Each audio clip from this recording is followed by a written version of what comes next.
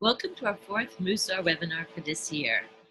I'm going to start out this webinar the way I start all of them, with our agenda, reminding you to share interesting things your participants are doing on our Chai Mitzvah Inspirational Facebook page.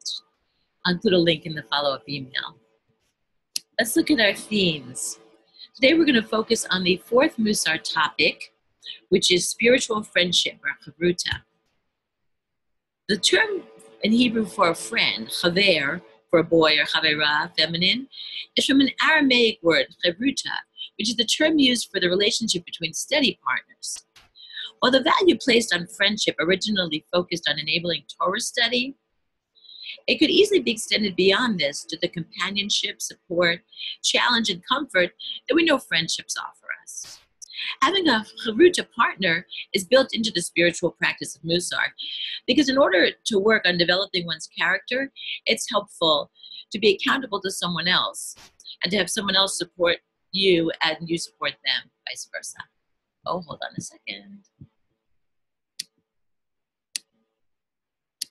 Hi, Tanya.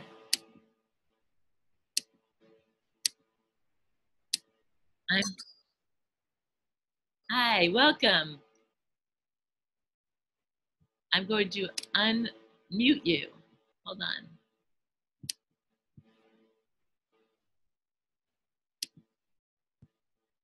Are you, no, you were still muted. Okay, I'm going to unmute you. Hi, welcome. Hi. Hi.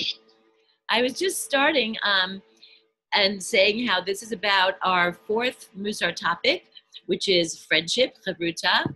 And we're talking about how it's helpful both in Torah study and in just being a good person, how it's helpful to have someone you're accountable to and who's accountable to you. Believe it or not, I caught it. I caught that, yeah. Good, great, fantastic. I came in and then it went back out, so sorry to interrupt.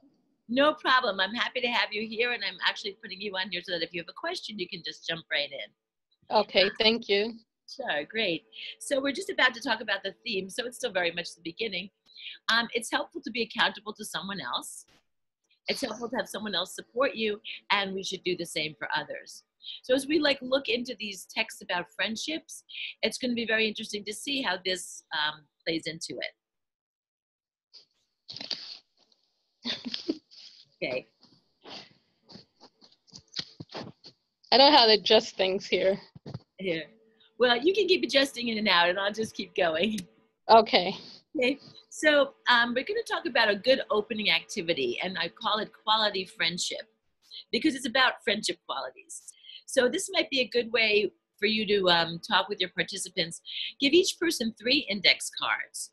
On the first card, have them list the 3 most important qualities you look for in a friend. On the second, list the 3 qualities you bring to a friendship. And the third card, write down 1 or 2 reasons why a friendship you used to have dissolved or ended. And then they can refer to these cards to see whether they're the kinds of friends or have the kinds of friends that the texts describe. So let's look at the first text. It's from Avot de Rabbi Natan, which is part of the books collectively referred to as the minor tractates. Avot de Rabbi Natan is connected to Pirkei Avot. Many of the sayings recorded in Pirkei Avot also appear in this book. Some people think that Avot de Rabbi Natan is a commentary on Pirkei Avot and something that's the other way around. The Pirkei Avot distilled Avot de Rabbi Natan down. Both of them consist largely of maxims that cover life advice, the proper approach to Torah study, and common human courtesy. The basic difference between the 2 books is that Avot de Rabbi Natan adds long commentaries and expands on the statements, whereas Pirkei Avot is more concise. So let's look at this text. It's a good jumping off point for a discussion on friendship. How does one acquire a friend? By eating together, drinking together, reading together, studying together, and revealing one's secrets, both Torah secrets and everyday secrets. So my question to you and to your participants when you do this, are there other ways that one acquires a friend in addition to the ones listed in this text? And looking at themselves, is it likely that you've shared everyday secrets with a friend? How would sharing secrets be a means to acquiring a friend? So anyone who wants to jump in can answer. If not, I'll answer for you. Tanya, I can hear you even if I can't see you, so that's a good thing. Okay, thank you. Sure. So what I think is that when you share a secret, you are showing trust. And when someone shares a secret with you, they're trusting you. And trust is an essential ingredient to friendship. So that's how I interpret this text. It'll be interesting to see how your participants will do this as well. And how do they understand Torah secrets? Would sharing them be the means to acquiring a friend? Is there a difference between two kinds of secrets, Torah secrets and secrets of our soul? I think when I'm thinking about it, I think that it depends where Torah is in your life. How often do you think of Torah when you're deciding what to do, as you go through your day? And another question, what does it mean to acquire a friend? Are there other ways that one acquires a friend in addition to those listed in this text? What are they? And I think even acquiring is an interesting word when you talk about making a friend. And text 2 talks more about this. So if there are no questions or comments, I will go to text 2.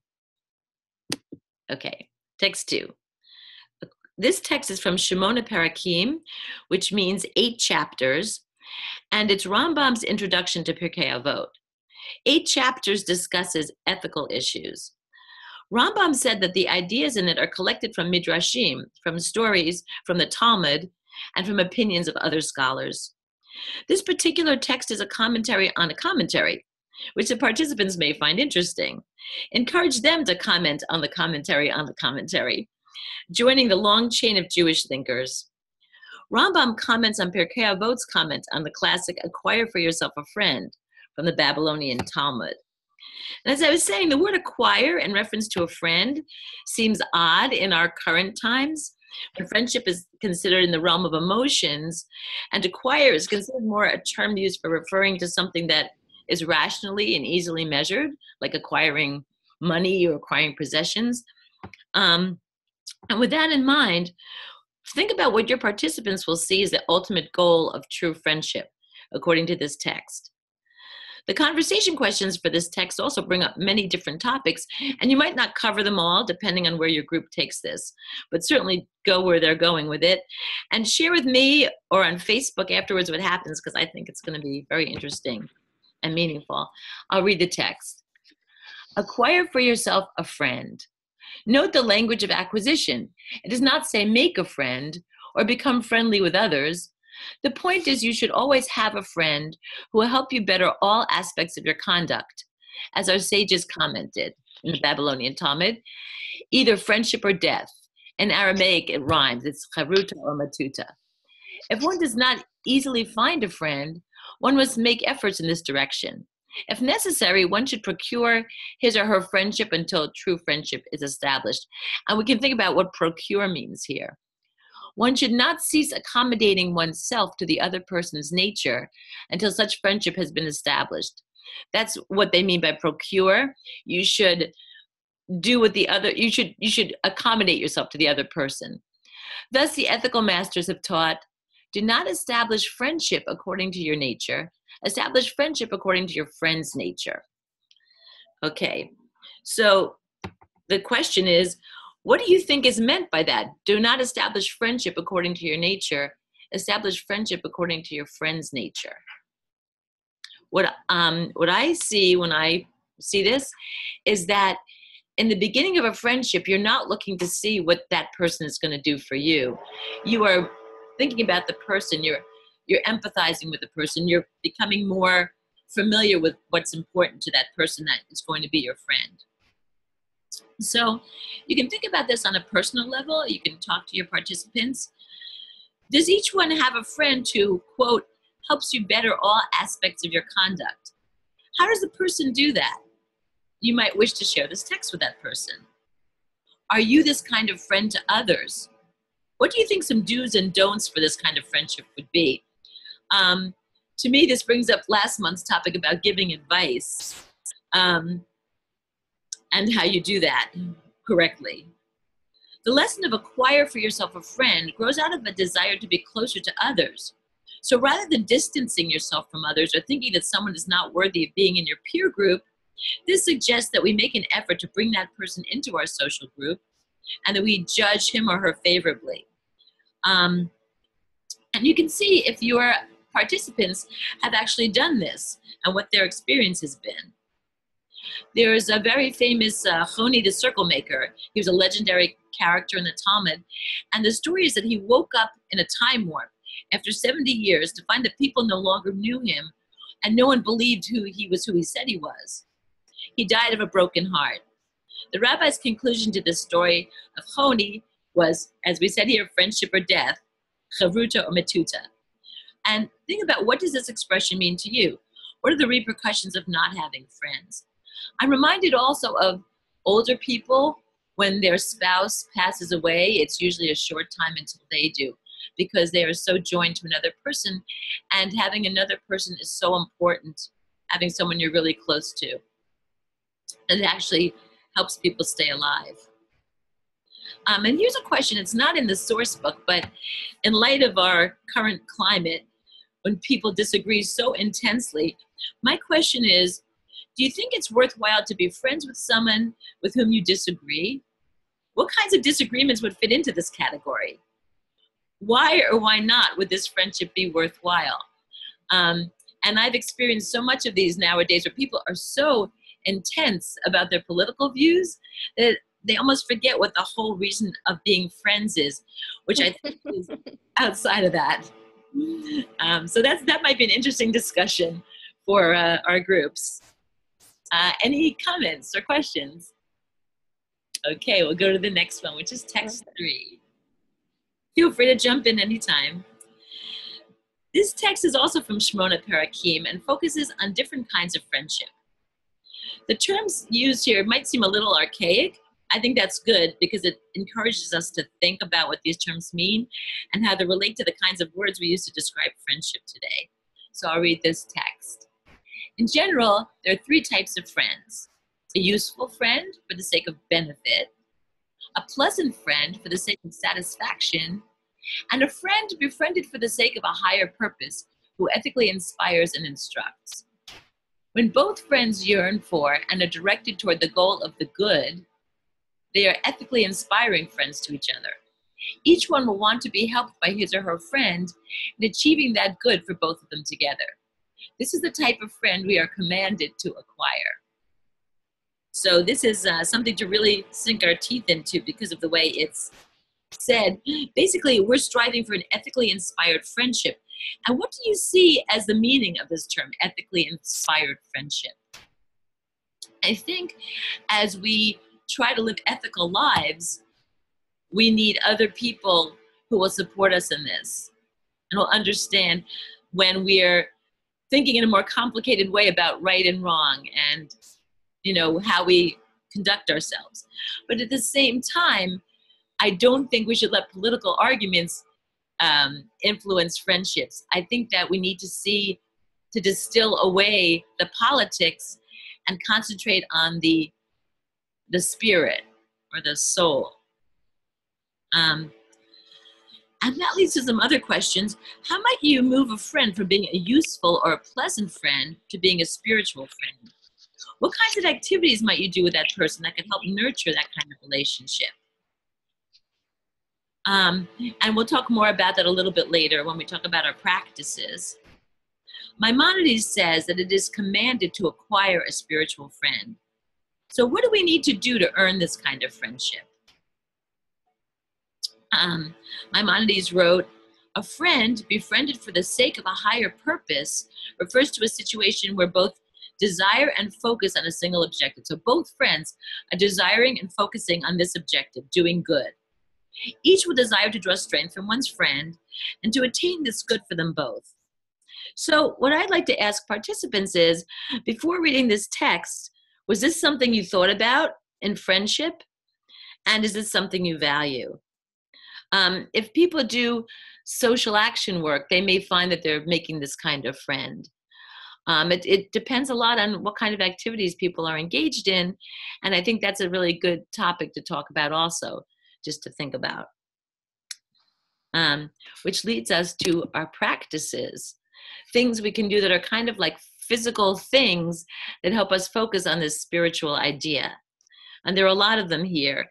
And even this thing, we might do this in our heads, but writing it down physically makes it a little bit more something you're going to definitely engage in this month when you're thinking about this current midah.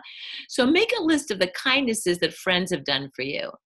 Aim to do those same kindnesses for others in the coming month. I would even say you could list kindnesses you've done and see if they're the same, just to see where you stand and where others stand and how this midah plays out in your life. List your advice for friendship and share it with a friend, family member, or your Chai Mitzvah group. This could be an interesting discussion. Acquire spiritual friends. As a group, plan to go to a museum, take a nature walk or hike together, attend a classical music concert, do a social justice project, go to a lecture, study Torah. The interesting thing, you see I underlined some of them here because some of them are more secular activities and some of them are more Jewish practices. So think about how do the secular practices build on spiritual friendship? And do you think these activities relating to Jewish practice will build a more spiritual friendship? That's completely your call, but you could talk about why or why not. And then consider how generosity and compassion, two of the midot that we have previously studied, connect to the theme of friendship. And that's a nice way of building on what you've discussed before. Questions or comments? Well, I wonder how on what, I guess you can have all of these things at different levels, but on the most part, this is something that looked like it could be reserved for just acquaintances. But to me, friendship is far deeper, and yet all these things can be done on different levels, but to right. have that term considered friend, it seems to go to a deeper level than acquaintance. But acquaintance can be any of these things on the surface, but I think friend is it requires it's a deeper level. Right. So like in the beginning, we were talking about trust. And you're right. When it says acquire a friend, do these things, you can do these things and not really become any deeper friends also. So that's a really good point to make. So when you're thinking about becoming a friend, what do you think is that quality or that thing you do that brings you from acquaintances to friends? And that's a really good discussion for your group. I was thinking about this earlier today because I was looking over, we have some friendship quotes in our supplemental materials, and some of them really make you think, what changes you, and you'll be able to look at them, what changes a person from an acquaintance to a friend? Well, one of the things we talked about, sharing secrets, trust. I think one of them is making a person feel that they're not judged, that they're free in that relationship. Anybody want to say anything else about it that might increase this? Well, I would just throw in, for me, the level of friendship is very rare. And I think it's something reserved for, and I shouldn't say reserved because that just makes it like this high bar that no one can pass. But I think very few people pass the muster for friendship. But you can do all these things, reach out, love, um, accommodate others, and still not be at a level of, you can do it yourself for others, but not expect it in return. Knowing that you position yourself to be a friend, but it may not necessarily be that that you consider everyone a friend that you do that with. And I guess that's okay. The whole idea is to acquire, I don't know, social life maybe, but friendship is a little deep. Right. So I think this is exactly that. It's about the difference that you pointed out very intelligently, the difference between a social life or a social friend and a real friend. And that's why it starts out about sharing secrets. Also, I think that the whole idea of studying Torah together, or even like this studying Mussar, is engaging in a conversation that's beyond a nature walk or a hike. It's more like, these are things that I live by or things that I consider important that have nothing to do with the world outside, but more to do with the world inside. Like, Yes. and I think that may be why friendship all those years ago was centered around Torah study. And I think if a person lives their life in a very spiritual way, they'll tend to quickly see the difference between people who relate to them and people who don't. One of the quotes, I can't remember it exactly, but I was looking at it. Friendship begins when the other person says, "Oh, I felt that too." And I think that's really true. Like, and that's why studying Torah together builds friendship. But we can talk a lot about how to do it, but I think that it's something when it happens. You know what I mean? Well, I'm wondering, most people take their, like you made a good point earlier, like when people are married and one of the spouses pass away and then they're very lonely because they probably made that person their whole world. So I've always felt that a couple should have friendship outside of one another. However, uh, it seemed like, most people say their spouse is their best friend, and that's it seemed like that's where all these things happen on that level, and only God can help you when it fails or you're duped or you thought you had that and it's not what you thought you had. But on that level, it's like that Torah partner, that study, that level of trust, that all of those things uh, seems to become embodied in that companion or person that you choose to take on life with. But when that fails, whether through um, death or lack of trust or just breakdown in relationship, then to have that level of trust and friendship seems impossible in this world. It's interesting you said that because I was talking about that with someone on a webinar yesterday. What do we expect from our friends now? And I was saying that I think in general, and it might just be me, but I know when I was younger, we were all for one and one for all. And being a good friend, you knew what that meant. Mm-hmm. I think that there's certain things we're not even expected to expect from other people. My husband was saying this. It's funny. You know how when you were going to go somewhere with someone or visit someone, they'd give you directions to their house? Mm-hmm. No one would ever do that. Now we all have a GPS. There are a lot of things you just don't depend on other people for anymore. And it seems silly, but I think that there's a connection that's a little bit different now that we can be so independent in so many things because of our internet and our, our Mm-hmm. devices. Um, yeah, I had a friend who was using my phone to video something, and I thought, well, who do I like better, him or my phone? If he drops it, He's in trouble. Oh boy.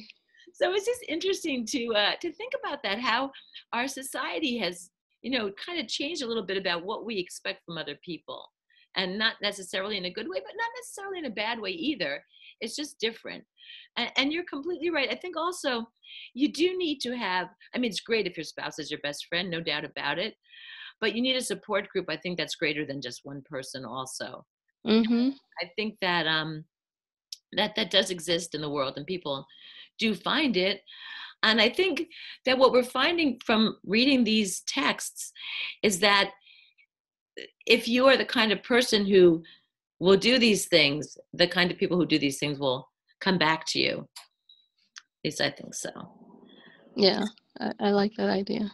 Yeah, It's, and I think that's a really good, going to be a good discussion too. I can't imagine that you could have a study group like this and not come out with some kind of a really closer and interesting growth. Like, I think what you'll come out with is more than a sum of its parts, you know? Yeah. And I hope that will be true. I think so. Yeah. So that leads me to these quotes. I mean, it's just links to additional information, but I've got to tell you, I read them and they really helped me to see how all of this comes together. So there's a lot been written about friendship through the ages, and there's some famous quotes on these two websites. Pick one or two that are your favorites and use them as wallpaper on your computer or send them as notes to your friends. So I looked at a lot of them. There was some really interesting stuff. Orson Welles said something like, we're born alone, we live alone, and we die alone, but having friends makes us think for a minute that we're not alone. That was really depressing. So I instead focused on, I liked one. It was, let us be grateful to people who make us happy. They are the charming gardeners who make our souls blossom. That's Marcel Proust. I like that one. And then there was a great one on Your Tango, the second site.